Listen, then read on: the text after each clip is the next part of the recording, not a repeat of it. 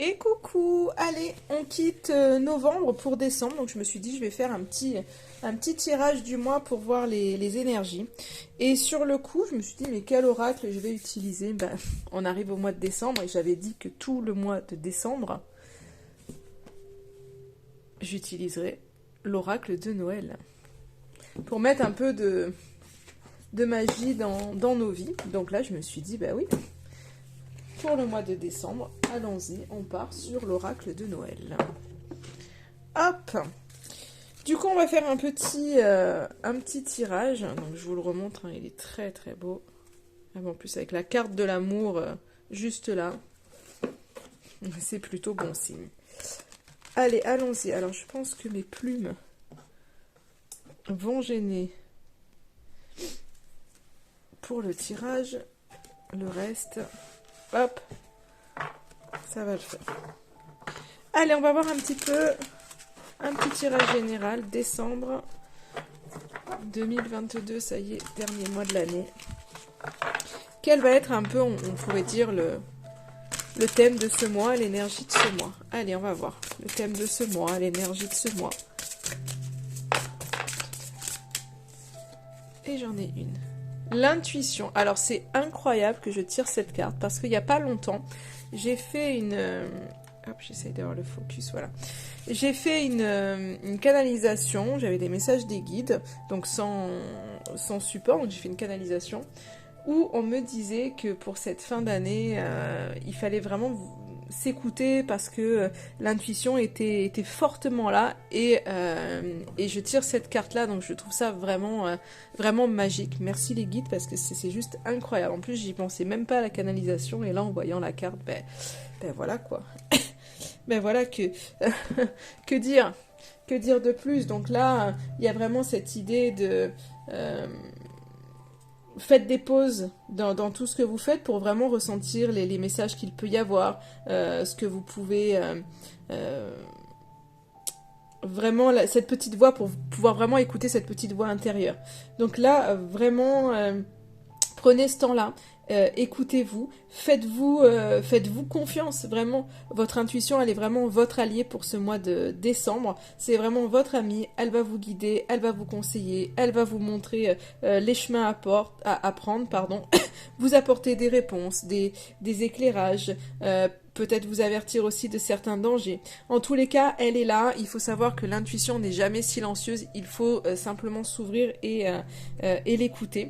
Vous pouvez aussi faire appel à votre intuition quand vous avez besoin d'aide. Alors vous prenez un temps de calme vraiment et posez-vous les questions, ressentez dans votre corps les choses, dans votre cœur, dans votre tête, voyez ce qui se passe vraiment sans analyser, mais vraiment voilà, si vous avez un doute sur quelque chose, si par exemple, je sais pas, vous tiraillez entre deux décisions à prendre, par exemple, une décision à prendre entre deux choses, mais voyez en fait en pensant à une des choses que vous ressentez et la deuxième, pareil avec la deuxième chose, qu'est-ce que vous ressentez, et vous allez voir que la réponse en fait vous l'avez, il faut vraiment vous écouter.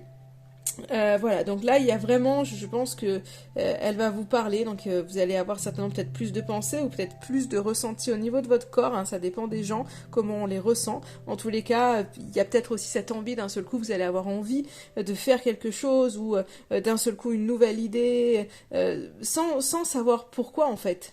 Et c'est votre intuition en fait qui prend quelque part, je dirais, les rênes un petit peu de votre vie. Donc vraiment écoutez-vous, écoutez-vous, écoutez-vous. C'est le message pour moi de décembre. Vraiment, voilà, faites-vous confiance, faites-vous confiance. Vous avez les clés, n'allez pas chercher les réponses à l'extérieur. Là, c'est vraiment votre intuition qui vous guide, donc c'est très très bien. Alors on va voir un petit peu l'influence des mois passés qui pourrait vous affecter ce mois. Donc quelque part, toutes ces influences qu'il faudrait lever, hein. Alors, eh ben voilà, j'allais dire, est-ce que... Ah, j'en ai deux, non, j'en veux qu'une. S'il vous plaît, juste une. Hop, influence passée.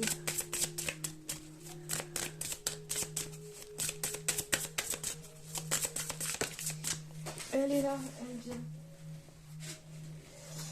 Alors, on a la carte des messages qui ressort donc pour ces influences passées. Peut-être que de par le passé, il y a eu des communications, des écrits, des échanges qui qui peut-être était, alors j'allais dire pas dans votre sens, mais qui peut-être que vous n'avez pas eu il y a peut-être des conseils que vous avez eus qui n'étaient pas forcément les bons, en fait. Je ressens un petit peu ça. Ou peut-être que par la suite, en effet, enfin, peut-être qu'auparavant, vous n'aviez pas suivi votre intuition, vous n'aviez pas suivi les messages, parce qu'on voit finalement que ça revient un petit peu avec cette confiance-là. Mais moi, j'ai plus l'impression que finalement, il y a eu beaucoup de stress par rapport à des communications, par rapport à des conseils qu'on vous a donnés ou pas donnés, en fait. Et ça a vraiment été euh, ce qu'on a pu vous dire. Je pense qu'il y a des mots peut-être qui ont pu vous blesser et qui viennent encore vous impacter aujourd'hui. Et ça, en fait, tous les messages, tous les échanges que vous avez pu avoir qui sont... que vous sentez qui vous impactent aujourd'hui, il faut vraiment les laisser en fait.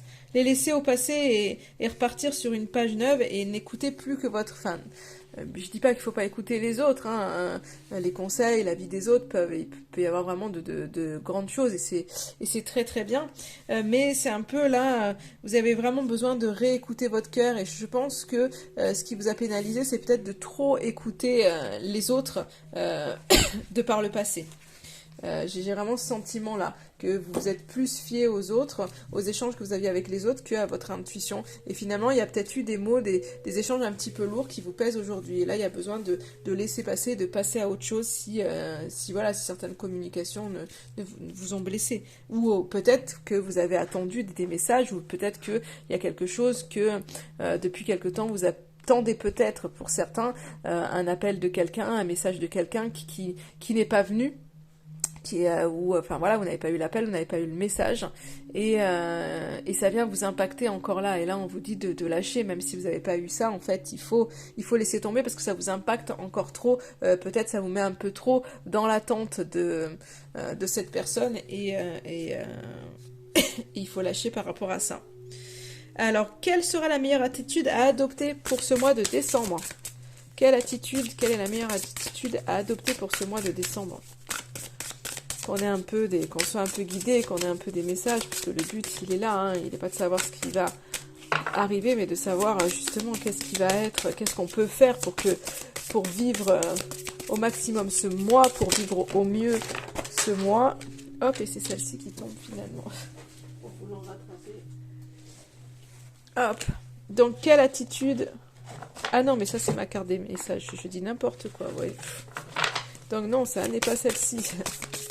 Quelle attitude adopter, donc de savoir un peu quoi faire, donc comme je vous disais, pour vivre au mieux ce mois. Et c'est ça l'intérêt des guidances, c'est d'aller chercher quelques pistes pour vivre au mieux.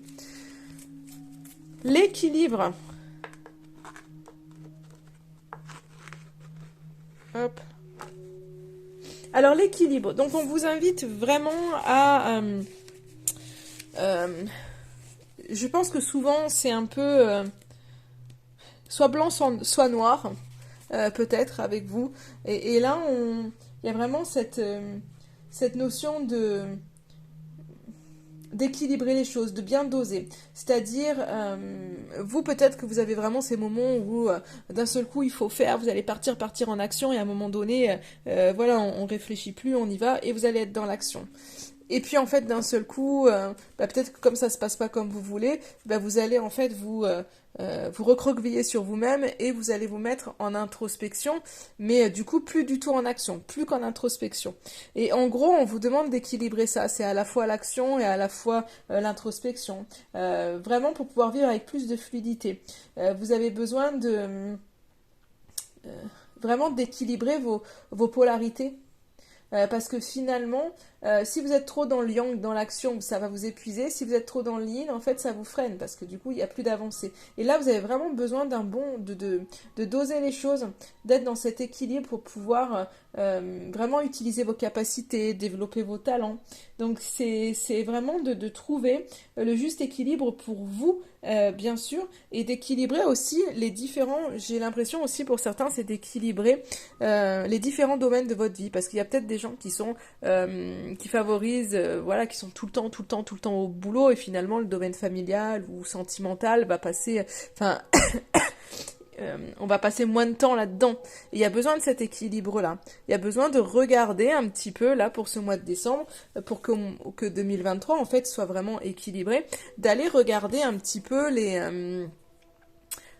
tous les domaines de sa vie, que ce soit, voilà, euh, sentimental, que ce soit familial, que ce soit amical, que ce soit, enfin voilà, le cercle social, que ce soit le travail, le professionnel, voilà, ces domaines-là, en fait, et se dire, ok, est-ce que finalement c'est assez équilibré? Comment ma vie fonctionne? Est-ce que je suis bien sur tous les plans? Et est-ce que c'est bien équilibré? Ou à un moment donné, alors en fait, non, je